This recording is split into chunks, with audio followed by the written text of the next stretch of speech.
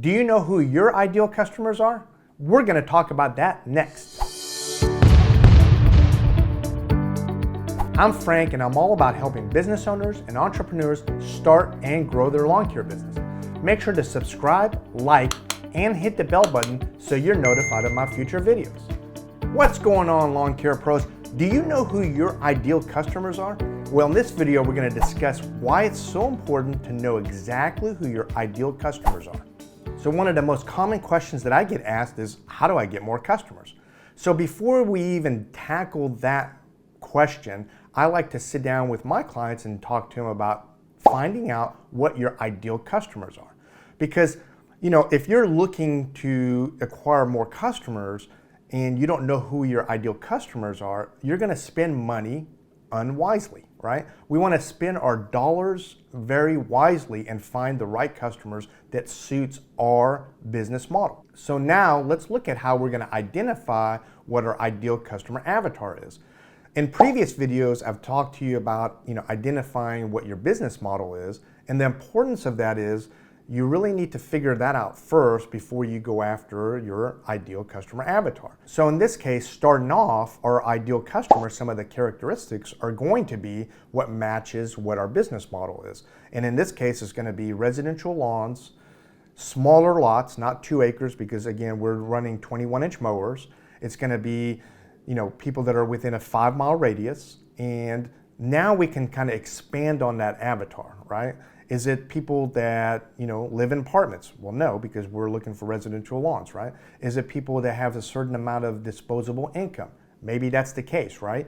Or is it going to be elderly people? Is it going to be a certain age group? Is it going to be, are we targeting an 18-year-old kid? Well, probably not, because, that person probably doesn't have a house, right? So we're looking for certain characteristics. So how do we go about doing that? So one of the best ways is to look at your current customers, right? So you can make a list, right? Or, do 2 columns, and this is my ideal customers, this is my non-so-ideal customers, right? Or these are the customers I want to stay away from. So this is a list of your current customers. So Mrs. Jones, she might go into this column because she meets a lot of the things or all of the things that we're looking for in an ideal customer. She's got disposable income, she pays with credit cards, she's a timely customer, she lives in a house, small lot, where we can service that based on our business model. And she's within a 5-mile radius. So those are some of the characteristics. Now we want to expand on that. Find out a little bit more about Mrs. Jones, and you might already have some of that information. Does Mrs. Jones, is she married with kids? And what are some of the other characters? Does she have a dog? And the more you put down as far as what this customer avatar is, you're going to start seeing a trend, a pattern, right? So once you've identified some of the core characteristics of your ideal customers and you've really expanded on that, then you could really try to figure out where you're going to market to those people, or how you're going to market to people more like those that you're servicing right now, that are your current ideal customers, right? So even if you're meeting with, somebody that's selling Valpak or Money Mailer, the envelopes that, they do mass mailings, they're going to have data to share with you as well, right? They're going to tell you that here's our customers, or here's the customers that we're targeting.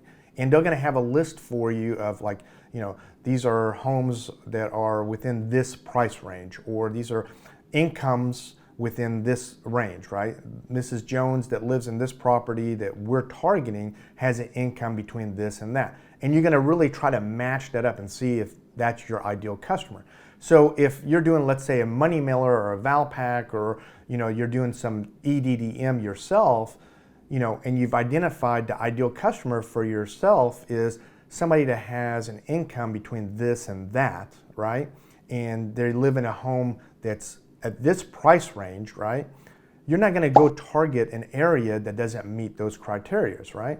You want to look at ideal areas that are going to match with your ideal avatar that you're looking to acquire, right?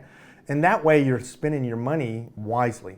Because if you're just doing a shotgun effect, or you're advertising to areas that don't really have the customers that you're looking for, then you're really wasting your money.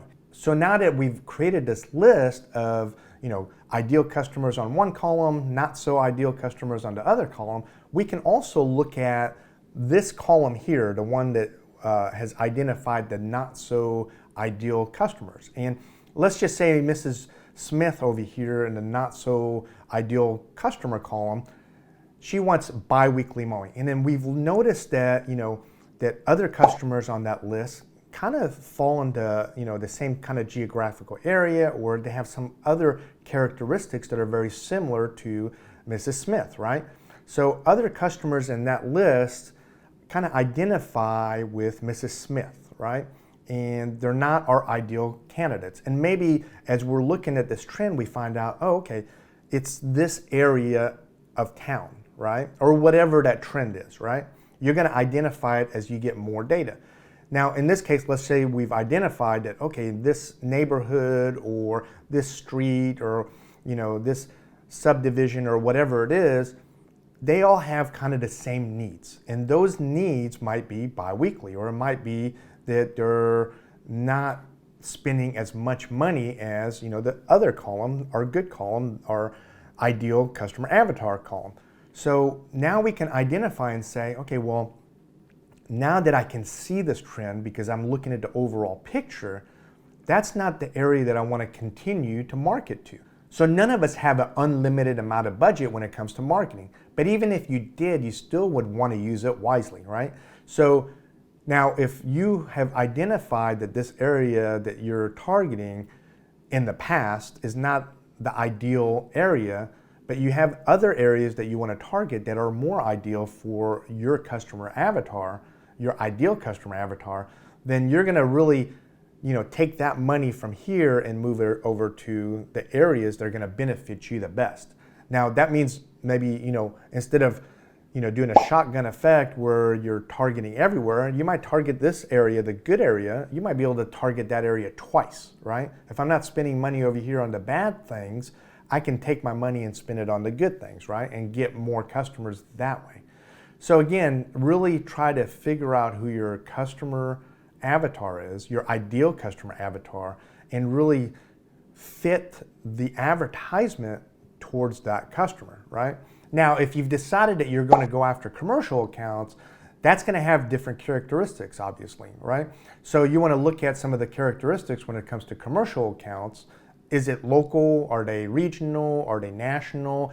And obviously, it's going to have to fit within your business model. And one of the most important things there is making sure that you got the right equipment for the right job.